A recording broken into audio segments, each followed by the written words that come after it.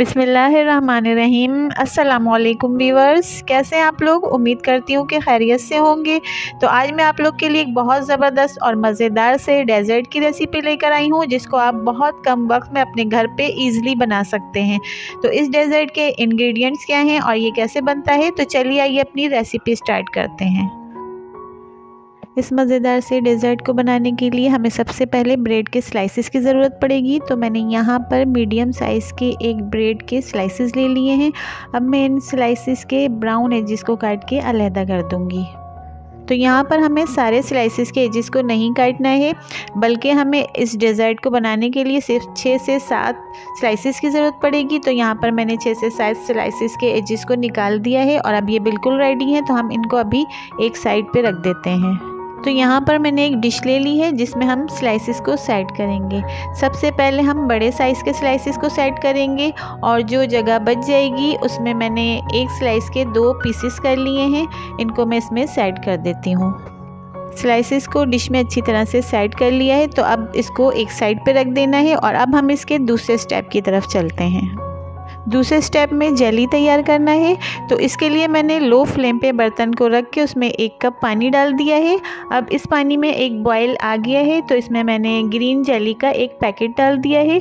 अब मैं इसको स्पून की मदद से खूब अच्छी तरह से मिक्स कर लूँगी। अब इसको पकते हुए 1 मिनट हो गया है। जेली इसमें अच्छी तरह से डिज़ोल्व हो गई है और ये बिल्कुल रेडी भी हो चुकी है। तो अब हम अपने चूल्हे को ऑफ़ कर देते हैं और इसको उतार के ठंडा कर लेते हैं। जेली को ठंडा करने के लिए फ्रिज में नहीं रखना है। अब हमारी जेली बिल्कुल रेडी हो चुकी है और ये ठंडी भी हो गई है।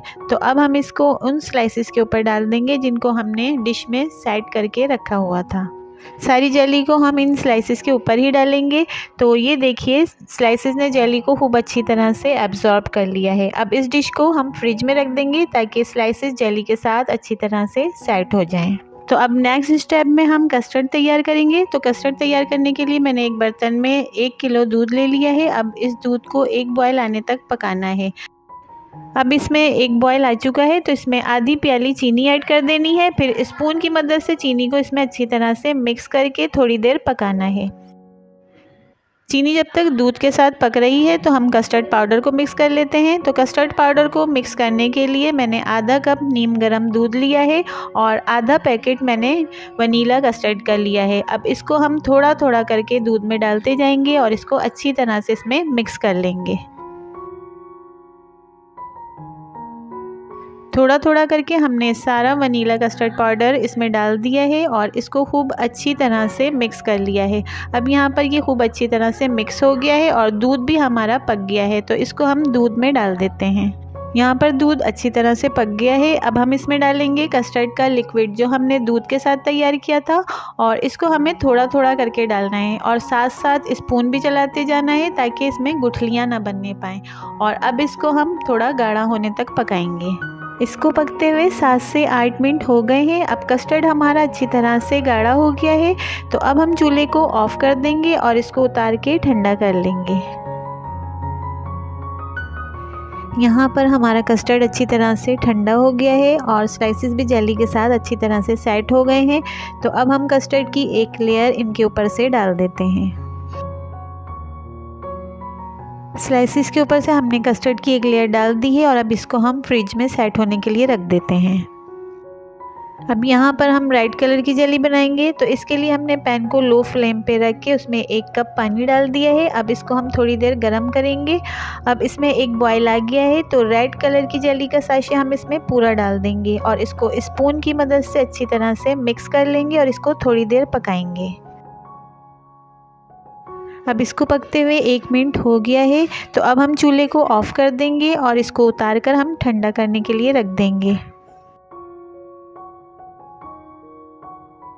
जब तक ये जेली ठंडी हो रही है तो हम कस्टर्ड को देख लेते हैं, जिसकी एक लेयर हमने ग्रीन जेली स्लाइसेस के ऊपर डाली थी। तो अब ये अच्छी तरह से सेट हो गया है। तो इसके ऊपर से हम दोबारा से ब्रेड स्लाइसेस रखना शुरू करते हैं।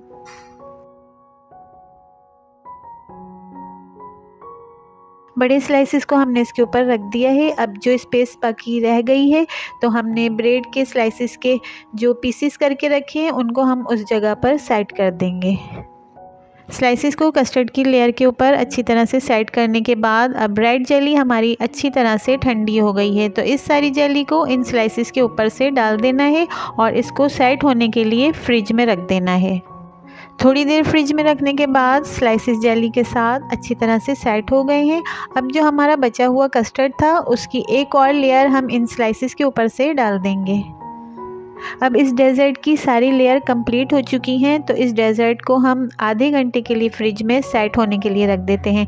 अगर आपके फ्रिज में कूलिंग का प्रॉब्लम है तो आप इसकी टाइमिंग को इंक्रीज़ कर सकते हैं। आधे घंटे के बाद फ्रिज से निकालने के बाद हमारा मज़ेदार डेज़र्ट बिल्कुल रेडी हो चुका है और ये बहुत अच्छी तरह से सेट भी हो गया है। तो अब मेल्टेड चॉकलेट से इसके ऊपर हम डिज़ाइनिंग कर देते हैं। तो व्यूअर्स, हमारा मज़ेदार सा डेज़र्ट खाने के लिए बिल्कुल रेडी है और अब मैं आपको इसको निकाल के दिखाती हूँ। इसको मैं बड़े एहतियात से निकालूंगी ताकि इसकी एक एक लेयर प्रोमिनेंट आपको नज़र आए।